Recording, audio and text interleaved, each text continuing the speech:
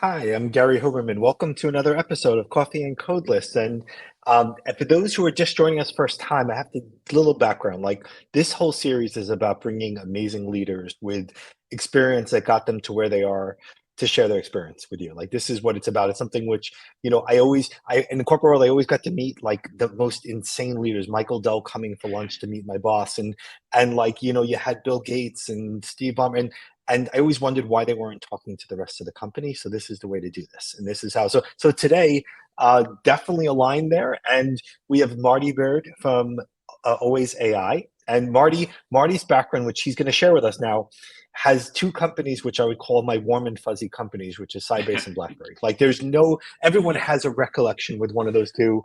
Oracle as well. Oracle might not be the same for me, so I love Oracle, but Yeah, like it's the but Marty, if you could share a little bit about your story before sure. Always AI, and then we want to jump in. AI is the topic du jour these days, and we want to jump in that. But please take it Yeah. away.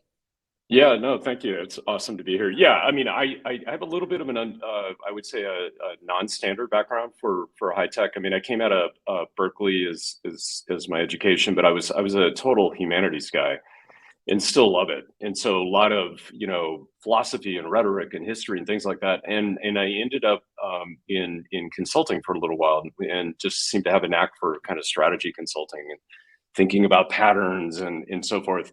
And then got into enterprise software at Oracle, and this is back in the e-commerce is exploding, and it was all about can we sell Oracle databases online, right? Everything was online, and went through that kind of that way. But really the heart of my career was at Sybase, as you mentioned, which was a database competitor to Oracle, and was going through this amazing transformation, and super lucky to be able to work with a great CEO called John Chen, who was really at the helm and driving that whole transformation. That was like 10 years of my life, and built up a big mobile business at on top of the Sybase kind of database. We can get into it, but that and really rode the mobile wave.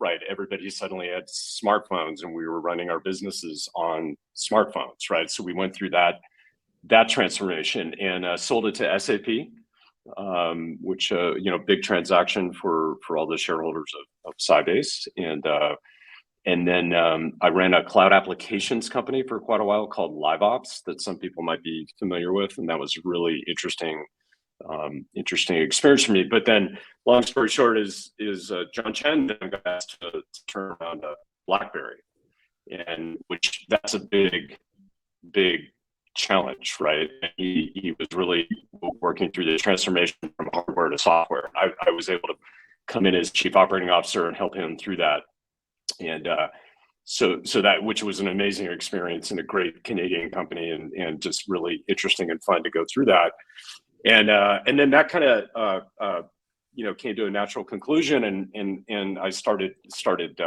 Always AI, which I'm sure we'll get into, but got super fascinated by vision, specifically computer vision, and seeing that as it's going to be a major part of the tech stack, no doubt, and impact all of our lives, which obviously it is. So we launched Always AI to go after that. I love it. I can't wait to talk about Always AI. The Sybase days, Marty, and Yeah, like we talked yeah, about, like to me, those days, and you helped to transform and expand the product set. I was there yeah. at the earliest days, right? So I was Okay, there yeah, 95. I was an engineer, and I'm creating software, but I didn't want to create software unless I understood the database inside out. And I went through yeah. Sybase's official DBO program. So to become Okay, a awesome. database administrator, database owner, like 7 Yep. certifications, classes, and I loved All it. right. Like it's still in my head to DBO show plan and actually understand the plan of it. But Yeah, like talk to me about like so you came into Sybase, they were established player.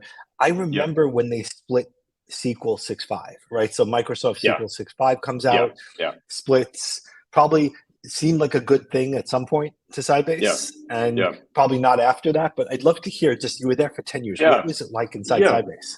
yeah. Great. I mean, great company that had uh, really established its database business on Wall Street, right? Which I know, Yeah. obviously you have a lot of familiarity with. and all the trading systems and everybody ran on that relational database, super, innovative database and so forth. It got into some trouble. The world's moving fast like it always does in tech, and there was something called row level locking. Not to get too geeky, but it was a feature I that all remember it. the okay there, and it Yeah, was it yeah. was a feature that all the packaged applications that were emerging, like SAP and so forth, required, and Sybase got a little bit behind the curve on that one. Oracle grabbed it, and you can almost see the market shares kind of diverge at that point. So there they were. And then also you mentioned a deal that they did with Microsoft, which, in hindsight, everything's always easy in hindsight. Maybe that was the wrong deal, but then Microsoft was able to go after, SQL Server and start dominating the kind of small to medium sized business space. So I come in kind of around that time. John Chen obviously, is asked to turn it around. So John saw the opportunity for small footprint database, which now we would call like a mobile database, and he went really hard after that space, right? And so in a lot of ways we anticipated kind of the smartphone revolution, but went after it first with the database, and then started moving into applications and so forth. We bought, like, I don't know, something like 10 to 15 companies in the mobile space, and that was really, really successful for the company. I mean, we built a huge mobile enterprise business. You would go to Sybase if you were trying to create mobile applications, get them running, secure them on a device, and everything that was involved in that. And that turned out to be a really good move for the company. That's awesome. So then exit to SAP, you said, from there Yeah, live ops, but then jump to yeah, BlackBerry. So you joined yeah, John yeah. Chen again in BlackBerry. Yeah. Yeah, so right, so if years go by, and John sits on the board of BlackBerry, and obviously BlackBerry is going through all kinds of just dramatic changes, and with really losing the smartphone war, obviously, to Apple and everything that was going on. But what did they have? They had, for anybody in the audience that remembers using a BlackBerry, is super secure, great messaging, but you always relied on it for enterprise class security and so forth. So the question was, can we leverage that capability and that huge patent portfolio and kind of transform the company to become more of a cybersecurity play? And but easier said than done, because you've got a billions-dollar hardware business, and you need to kind of transition from that to this new thing. Great, I mean, amazing management challenge, to go through that, kind of thread that needle. When John came in, the company was really just churning through a lot of cash. He had to stop that. So a lot of things happened. And I was really asked to kind of come in and help transition from that hardware to the software space, and then also reposition, market the company around cybersecurity and all of that. So I was able to, just go through that dramatic, very emotional. It's a very, Canadians are very, very emotional about BlackBerry, which they should be proud of it. And it was, but it was going through all these lurching changes, and we were kind of the outsiders from California coming in, and so we had to, there were a lot of cultural challenges as well. But it was a great experience. That's, it's funny. I'm looking at the comments and everyone's like, it was my first, or I loved, like, I was one of the earliest adopters of this. Of course, I was at Solomon Smith Barney at the time, and like, it Okay. was it was trusted. I mean, there was one outage I clearly remember being on the train, Mm, and BlackBerry went mm. down across the industry, and it was almost like we were all getting twitches on the train. Like, you could see the whole train start to react. Right. It was like, can't be like this. I do my Crackberry. favorite was the actual blue, yeah, crackberry. It was my favorite was the blueberry, which was Yeah. the blue one. The blue one seemed to be the one that could put up with all of my dropping 100 times over Yeah. and throwing it like, and so Yeah. it was strong. Yeah. But I love that we Yeah. definitely, and so again, you turned around the company, John Chen. You got the turn it into a cyber security model. Like, look Yeah. at what's Yeah. valuable, not the hardware, because Apple comes Yeah. in, and you've got a whole new Right. market there. Um, Right. and then that leads you, is the next thing after BlackBerry now is where this vision of, I'm using the Yeah. word vision, and I'm using it both Yeah. ways, is vision of always Yeah. AI. And so Yeah. when you were describing like vision and AI, like, Hmm. I'm sure Yeah. everyone pictures things like Tesla and auto driving, and others like Right. a little more boring. I might picture Yeah. like document ingestion, document scanning, Right. like that type of like in Right. understanding. And we so give us the always AI pitch. I'd love to hear your story and Yeah. you, yeah, please. Yeah, no, I mean, like many execs, I tried very unsuccessfully to take a long break after BlackBerry. So, yeah, okay, I was in good shape, and maybe I was a good surfer at that. We're in San Diego, and what happened was my co-founder Steve Grzett, who's this great technology innovator, and he and I have worked really closely together over many years. He was playing around a lot with computer vision and really using cameras to do deep learning, right? And applying deep learning algorithms and saying, okay, can this do more than just basic security stuff? Like, and the deeper we got into it, we realized this is going to be major. In fact, it's just pushing intelligence, like web and cloud and mobile. It's all about just pushing intelligence more and more and more to the edge and to real time, right? And so we looked at cameras like, okay, this is just going to be a must-have, right, for any retailer or any manufacturer or and we went through the traditional. We went out and tried to find out who's doing this. This must be dominated by one of the big guys and somebody. And we just at that time, this is 2018, couldn't find it, and we just started the company around. Okay, we're going to make this easy, right, for an enterprise developer to basically get a computer vision application onto a camera. So to answer your question, it's cameras. Just think of cameras, simple Yep. cameras that we all see in our lives. When we go into a Starbucks, you look up and there they are, and they're all over the place. But most of them were not doing deep learning. They're not really doing that really intelligent object detection where you could actually make some changes to your business. This is real-time stuff.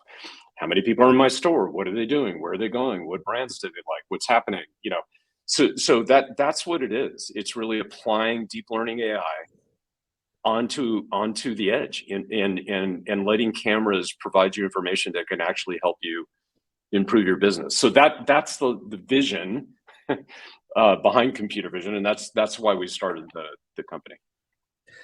Marty, I gotta ask Marty, like what comes to Yeah, mind for me in that description is security. yeah, Is yeah, if every school had that technology and could yeah. maybe alert based on like, or Correct. and that's probably where or street walking in a street, or like I had described to Marty when I first heard this as well, was like my in-laws house, and monitoring my mom's house and the cameras outside, and just Yeah, like knowing that there's some activity which shouldn't be happening there yeah, to get yeah. an alert, as opposed to false alarms which you get all the time. Right, And just right, like I could right. see that applied there from a business Yep, point of view. Love it. Traffic going in and out, what are they yep, looking at there, maybe the direction, like that's. yeah, And so yep, who are your customers then you're targeting? yeah. Yeah, so it's interesting. Like, I always feel like, because I've been through some of these technology trends, like yourself, and a lot of things that get the hype and the press and so forth. It might seem kind of super sexy and interesting. The driverless cars obviously would fit into that category, but really the adopters of this stuff are core industrial companies that are trying to improve their operations, or just retailers. So I'll give you a couple of real examples. So we work with a well-known fast casual restaurant brand. They make high-end sandwiches, and okay, what are they trying to understand? They're trying to understand literally end to end, behind the counter, using cameras.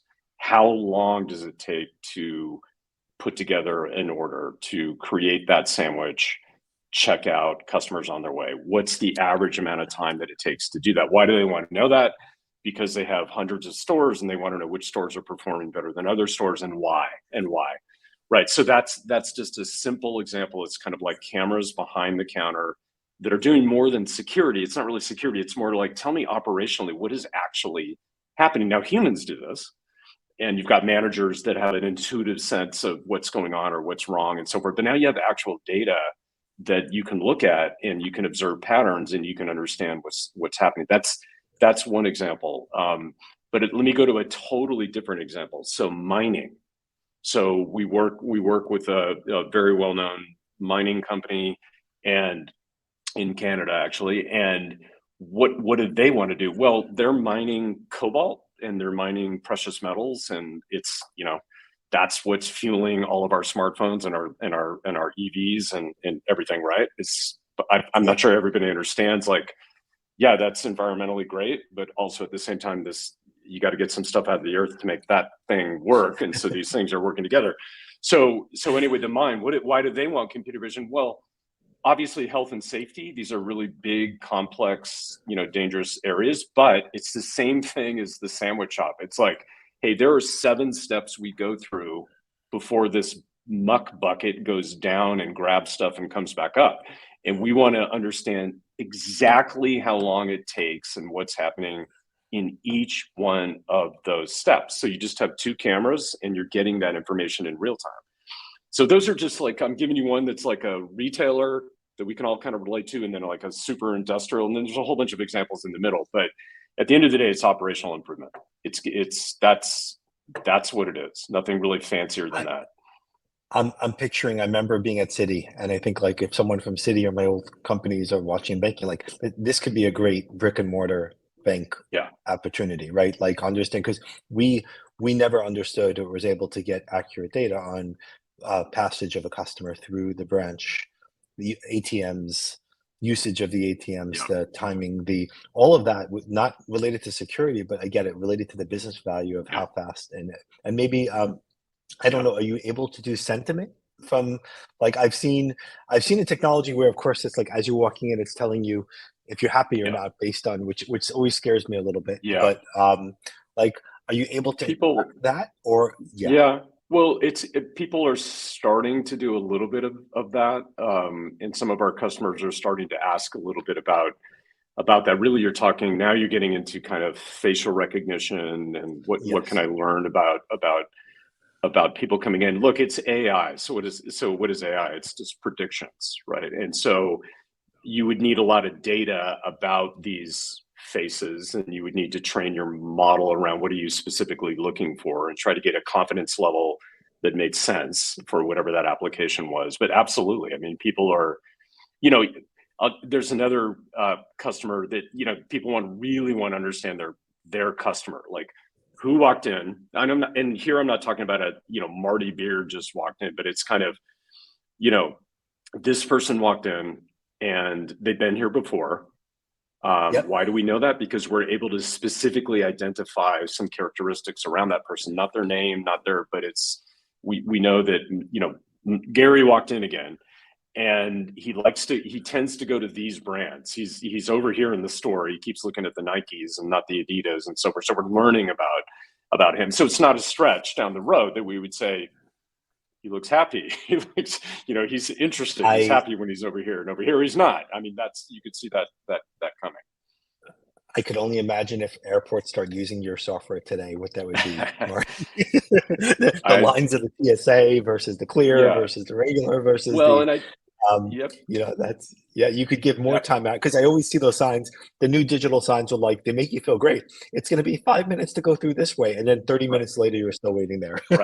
Right. And I think like a lot of AI, it also gets into difficult concepts of, okay, you don't want to make mistakes, right? You don't want to assume something about somebody, and the machine makes a decision, and then you're kind of like, okay, that didn't make sense. So all these things are being worked out. But vision, I like it distinct from, like, you think about it like ChatGPT, which is based obviously on large language models and so forth, and super amazing. But really what it's doing is it's looking backward, and it's grabbing all the information that already exists and pulling it together for you in a way that helps you, right? And it does that in this amazing natural way. It's incredible.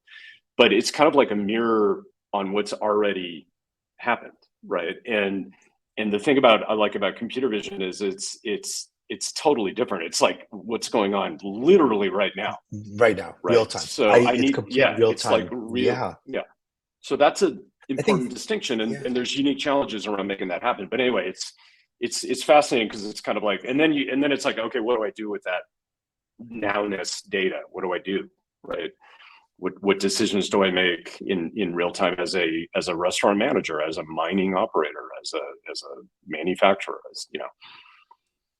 That is so I'm just picturing that more. It's like AI, not new. Everyone like in Mhm. 1994, I was in school, finishing school, and I built a neural net trying to predict OTB horse races, and of course I failed because Wow. I'm here. Okay, And nice. like there was no, I did.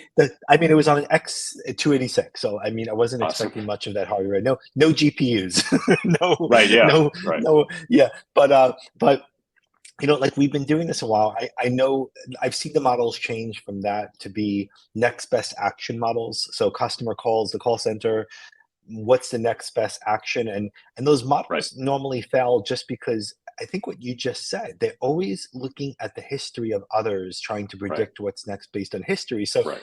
they're always Right. looking back. I like what you just Right. like. So, and I never thought Yeah. about that, but you're right. Chat GPT is looking back. It's basically It's looking it's back. creating what appears looks like new content for us, Right. but it's all of its knowledge is of the past. So Correct. Google, I like the way you're basically describing. Same with Google Bar. Like this is it's so okay. So always AI, Yeah. it's real time AI. Real It's on time. the fly, Yeah. making in Yeah. on the literally a division as you're going, which is really cool. I like that. That's a great Yeah. explanation. Yeah. The inference is actually happening on the edge, right? This is actual edge, and so you've got these sensors, cameras, and they're attached to an edge device. So this is part of the reason that NVIDIA is, worth $1 trillion or whatever they're worth. It's, you're getting a lot of devices like that, or new ones coming out from Qualcomm, et cetera, that are basically cranking out this inference and providing this real time data. And what I'm seeing is companies are getting really, really smart at driving towards the data they actually need that will actually, improve their business. And you listen to people talk, they're like, well, if I could make 10 more sandwiches during this window, that drops right to the bottom line. Or if I can avoid a mistake on my mine, I can save $100,000 per day, right? Or if so it's like real improvement. And so that's super fun to watch. Like people are starting to understand, like, okay, this is, and this is how I can use this stuff. But yeah, it's real time. This is not pulling from, ChatGPT again. It's kind of what's the cutoff date, November 21 or something, and Yep. it's amazing, right? I mean, all of us have used it, and you kind of have that aha moment of like, wow. But it's not real time. It's just, it's So what already happened. And history, as we all know, is not always a perfect predictor, right? So you sometimes need that real time data. it's interesting. If you had cameras in the kitchen of a restaurant and cameras in the front of the customers, you could probably give me a very accurate estimate of how long it'll take me to get lunch. Like it could be like based on the Yeah. line and based on the actual number of employees and the speed of their working on that sandwiches. By the way, Yeah. if you go to this fast food place, you're going to get your sandwich in 3 minutes versus go to the one next door, Right. it's going to be That's a 20 minutes right. and make your decision based on that. Like that's game That changing. would So be like that's what like to me technology is always about the benefits. To me, it's like what do right. you always give up something for a benefit, and so that would Yeah. be I will let you use my data. You could use me in a walk in Right. as long as the benefit is I get my sandwich I'm faster. Like I I, actually I'm the get that. I'm I the like that. I'm the same. I'm like, I like many of us addicted to my Starbucks. If I'm okay, like wait, if I walk in, they go, Marty Beard, non-fat latte. I'm like, okay, let's go. But yeah, and that's opt-in. So that's me saying, yeah, I'm okay with that, right? Versus, something else happens and you're not aware and you're kind of like, wait a minute, somebody's trading on my identity and so forth. That's not good. So these are Yeah, things I walked we have to into work out. I never forget Shenzhen, China, very large Fortune 5 company. I walked in 2019 before COVID, and I walked into the building and I was going to the security desk to register to go upstairs, and there was no desk. And the sign basically said Interesting. visitors this way. And I walked up to a screen, took a picture, says welcome Gary, door opened, went upstairs. And Interesting. I was never in the city before, much less the company. Yeah. So it was a little That's scary, but that's pretty yeah, impressive. that's where maybe it goes. It's impressive. It was Yeah. but That's so impressive. Marty, you're Yeah. excited. Of course, AI is you're exciting. What what else? So we were talking surfing. So I love the analogy of surfing. So I Yeah. grew up. It's 5 a.m. I'd go paddle out in the water before work, and then I'd go to Wall Yeah. Street and work after that. And that was for a while. I did that. I Nice. loved even with no waves, just sitting out there. The peace of Yeah. sitting out there. What is it you Yeah. like Yeah. about surfing? How does it relate? Please. I I wish I could do more of it, but unfortunately, I started alwaysAI, so I don't have as much time as I would like. No, yeah, we're really fortunate that we are in San Diego, but specifically we're in a place called North County, San Diego, which is famous for its surfing. Places like Swami's and Cardiff and all these amazing. So what's great about, I mean, I played tons of sports growing up. The one thing about surfing is you're literally riding, interacting with nature. I mean, you literally are, right? And that feeling is just so different than playing basketball or tennis or something like that. I think people get addicted to that. You paddle out, you sit there waiting for a wave. Okay, life could be worse than that. You're not holding your smartphone. You're like you're just sitting there. You're looking at the ocean, etc. So I think people just love that experience. And then, like you were telling me earlier, you catch that one wave. Even if you catch one, it's a phenomenal experience, right? Riding nature like that, and so it's addictive. And so everybody here, we have pictures of surfers and stuff in our office. Unfortunately, we don't surf that much. So we need to, I we're working on AI. So it's always it AI, will not always, take not over and give always us more. surfing. What's I that? mean, maybe that's the story is AI will give us more time to surf, and that's the moral of the like I that would know. be the way to go. I It'll know. be wait, it's I was telling Marty I hadn't surfed in a long time, but I took my son to we were in Laguna Beach and Killer Dane is the spot. And the waves were small enough that I wasn't too scared to go out. And Nice. I went out and I stood up the first time and I was like, Hey, oh my God, I rode the whole wave to shore. I couldn't do it hey, again the rest of the day. It was like 3 hours of it's being okay. pounded and killed and I couldn't walk Yeah. for I think a week after. But that's okay. It's good. But it No, was a so good, Marty, good, last it was a good wave. It was a great wave. That's it. Is that one good. wave? Marty, last give us one piece of advice for anyone thinking AI, thinking technology, like the companies you've worked for and helped turn around and drive. Like, what would be I like think something you would share with the audience? Yeah. Yeah, I think, well, the one thing I like about what we're doing is it's a definable, practical thing, right? And so much of AI, it's so high level. Like, I'll sit in presentations about AI. I don't really know what's actually practically being discussed in terms of helping businesses and so forth. And I think all these trends that I've seen in my career, web and e-commerce and then mobile and cloud and social and so forth. I think when there's a practical application that a quote normal company, a manufacturer, an industrial, just something out there, maybe not necessarily a tech company, but kind of a retailer, a construction site, is using the technology that's so much fun, right? And that's really where the actual trend takes hold. So I guess it's focus on those things that you can really understand that practically have a chance of helping real companies. I know that sounds kind of I just high like that. level, but No, that's it's true. I gave similar advice recently, which is solve something which you would want solved yourself. Like there's yeah, so that's a much good way to put it. everywhere I go, I think about like I walk into a doctor's office and handed sheets of paper. Like why?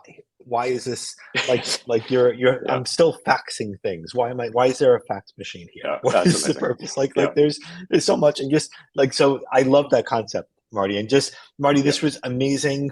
I truly appreciate you coming on and sharing your story, your advice, your journey, and catch the best wave. I love it. Like let's just go out and Let's do it. maybe I'll come visit you and we could do that Hey, together. I would love And it. thank you for coming on and sharing your story, Marty. It's been a Uh, pleasure having you on. Thank you. that was awesome. Thank you. Okay, thanks everyone. See you next time. No.